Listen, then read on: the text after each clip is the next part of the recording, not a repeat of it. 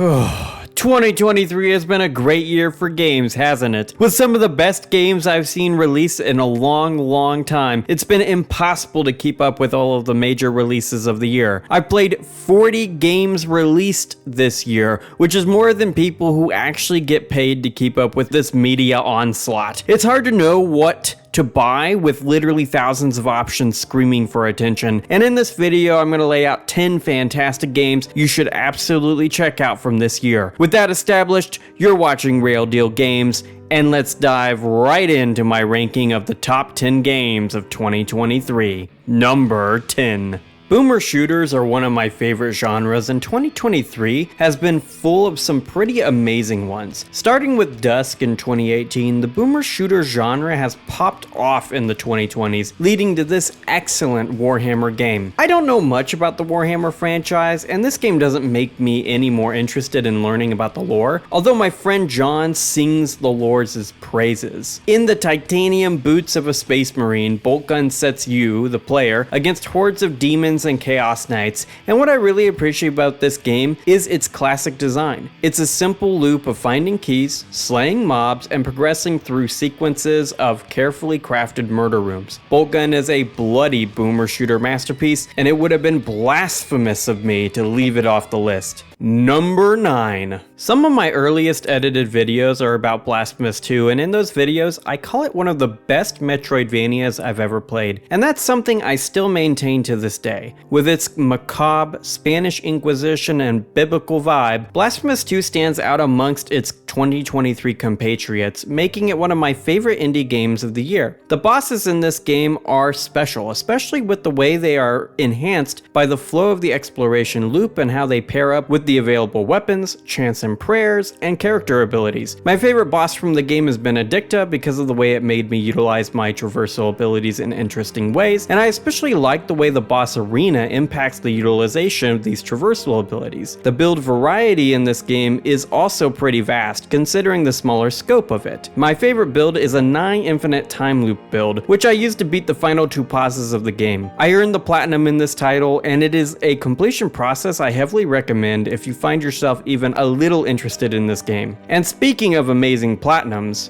number 8. I've been a Spider-Man fan since I was young, always looking up to Peter Parker. Spider-Man 2 was worth the long wait from 2018's Spider-Man, giving Miles Morales a more active role in the gameplay loop and progression systems. While there are some aspects to the story I didn't like so much, specifically towards the end of the game, I love the way Miles is integrated into the game's story. He's not there over much, and he is likewise not underutilized. Spider-Man 2 is probably the best case example of how to properly integrate diversity into a long-running franchise. The Venom section of Spider-Man lore is one of my favorites in all of superhero fiction, and I mostly like how it is done here. There are some amazing set-piece moments throughout the game's runtime in regards to this major Spider-Man villain. Venom himself is definitely the most impressive version of the character in any video game he's ever been in, and he is also one of the better-looking Venoms in general. And Venom isn't the only villain to receive a major glow-up in 2023. Number 7. Ganon also gets a major glow up in Tears of the Kingdom. I can't say much more about him without spoiling one of the best boss fights of 2023, but Tears of the Kingdom's Ganon is my favorite version of the villain in the whole Zelda franchise. Tears is the best adventure game of 2023, in that the game triggered my explorative curiosity and I wonder what's over that hill mentality more than anything else I played this year. My playthrough clocked in at 70 hours, and most of that time was spent just exploring the world and experimenting with the gameplay mechanics. I've heard a lot of people call Tears Breath of the Wild with building, but I think that undersells a lot of the awesome design decisions in this game. My favorite ability in Tears would be Ascend by the time I rolled credits, and I can't stress enough how much of a game changer this one ability is. I've played a lot of open world games over the course of my life, but Tears does something most open worlds don't. It is built around the idea of experimenting with the gameplay mechanics to add vibrancy to the open world. I wasn't super enamored with Breath of the Wild, but Tears took what I thought to be a great but overrated game into something truly industry redefining. The issue with Tears is that it released in a year full of industry redefining experiences. That on its own is not what landed Tears in the number 7 slot of this list. The thing that separates Tears and the games above it is that by the end of my playthrough, I felt exhausted. Of my group of friends to start the game, only 2 of us, including me, actually rolled credits on the game. Neither John nor Ryan finished the game, even though both of them put in way more time than me. You see, I learned years ago that as soon as I feel my fire for a game extinguishing, I've got to bum rush the credits so that I can ensure I see the ending of the game. That's what I did with Tears, and I'm happy I did. If I tried to explore the last sections of the Sky Isles and the depths, I never would have finished it. I would have put it down and never picked it back up again. All of the upcoming games that close out this list are things I fully plan to play again at some point in the future. Their replayability is what sets them apart because not only are they fantastic examples of 2023 gaming, they are also something I could see myself playing more and more over the course of my remaining days on this earth. Zelda fans, I know you might hate me now because I put this so low on my list. This game is fantastic, I really can't stress that enough, and it is absolutely on my short list for my top 50 games of the 2020s, a list I plan to put out around this time next year. Check back in if you want to see if my feelings around Tears of the Kingdom have changed over the course of the next year. Number 6. Let's shed a tear for the kingdom as we make our trek to hell. As I prepare to suffer the onslaught of dislikes for putting Diablo IV on my list, I need to establish a few things. I am not an ARPG fan. I actually don't typically like ARPGs, with Diablo 1 and 2 being the only exceptions to the rule. Diablo 4 is the first ARPG to make me want to grind for loot and levels,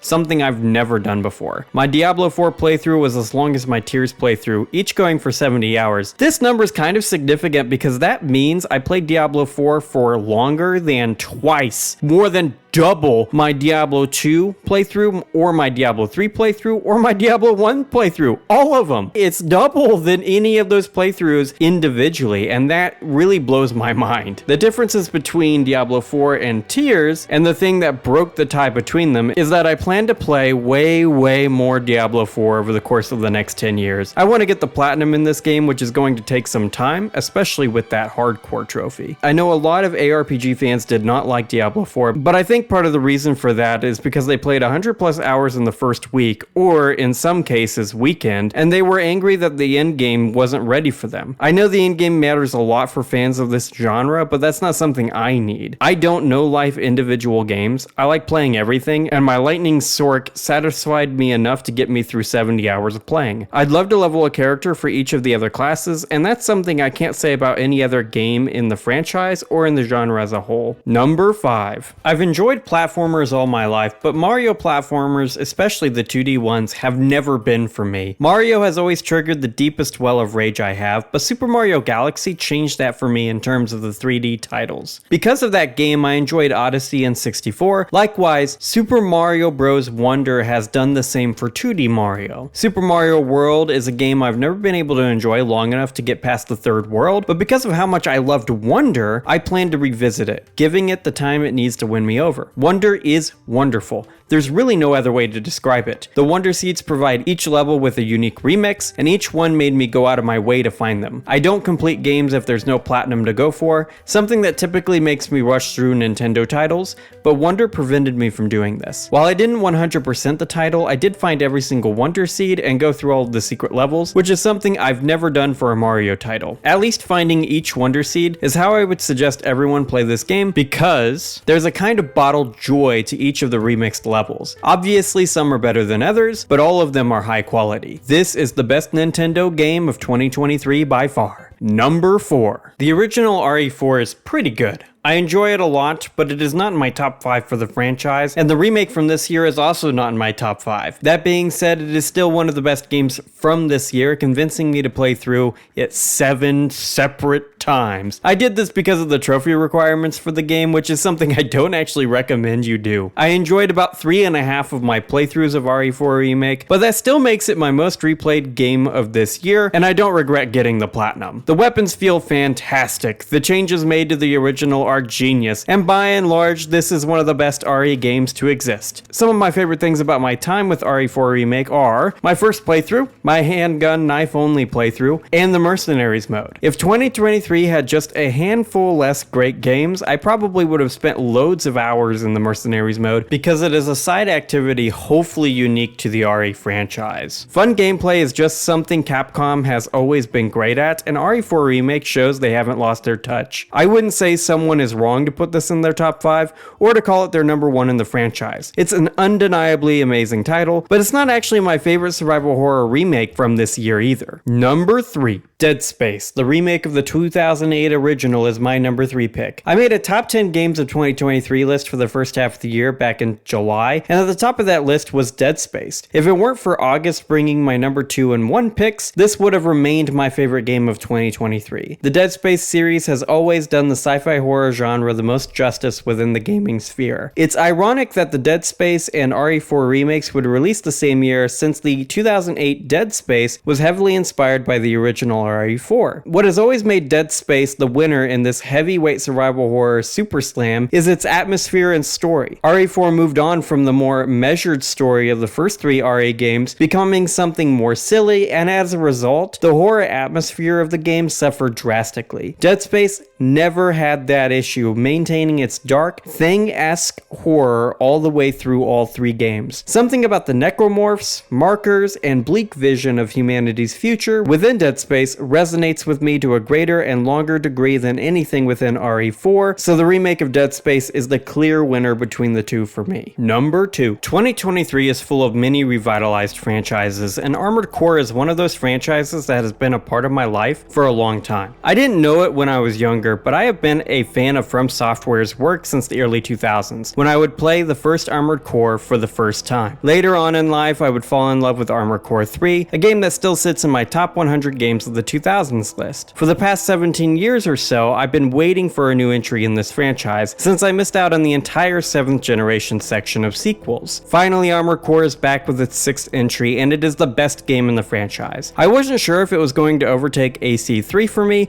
but it managed to do so, and what's more, it ignited in me a need to play through all of the other games in the franchise I'd missed. I'm slowly working towards the platinum on this game, which is a tricky one to complete since it requires S ranks on every mission within the game. I'll get it eventually, of that I'm sure, but I'm also in no rush. I know I'm going to be replaying this title a lot in the future because I've got years to wait for a 7th entry. I really hope From Software starts to revive their long-dead franchises because they've got a handful I'd like to see return with their modern-day design philosophies in mind. Tenchu, Kingsfield, and Otogi are all things I'd like to see again. Regardless of where they choose to go next, we all know From Software is going to release banger after banger, and it seems they really can't miss, Dark Souls 2 notwithstanding. Number 1.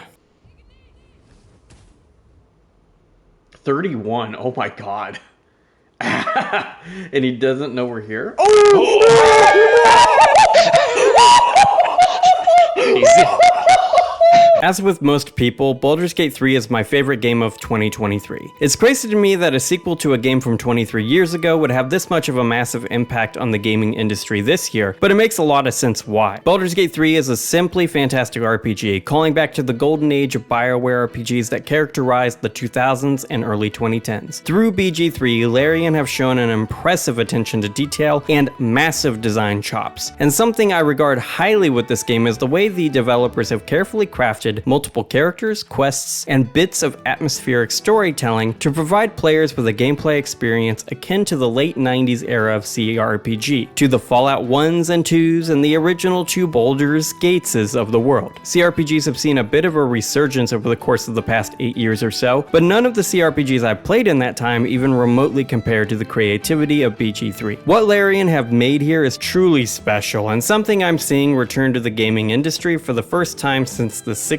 generation, is the way games are becoming systems focused again. Gameplay-centric games are better than ones designed with anything else in mind, and the reason why is that they typically include gameplay mechanics that allow the player to express themselves, making the game world a canvas to be painted upon rather than a coloring page to be filled in. If you'd like to see me play BG3, check out my Let's Play. I'm slowly adding to it whenever I can find the time to edit an episode here or there, but my friend Ryan and I are having the best time ever playing through this game together. I plan to make a top 50 games of the 2020s, and I can't wait to see how Boulders Gate 3 squares up against Elden Ring when I play that next year. If you'd like to see my Battle of the Best video, pitting these two titans of modern gaming against each other, make sure to keep up with Rail Deal Games. And that's the video, guys. What's your pick for Game of the Year? Let me know in the comments below, and while you're there, consider liking, subscribing, and dinging that bell for more really goated video game content. 2023 has been an awesome year to start my content creation journey, and I'm hyped to make more videos for you all next year. If you like what you've seen so far, maybe consider checking out my review of Super Mario RPG Remake, and be sure to tune back in next Friday for my top 30 games you can't buy video, releasing at 11 a.m. Eastern Standard Time. Regardless of what you choose to do,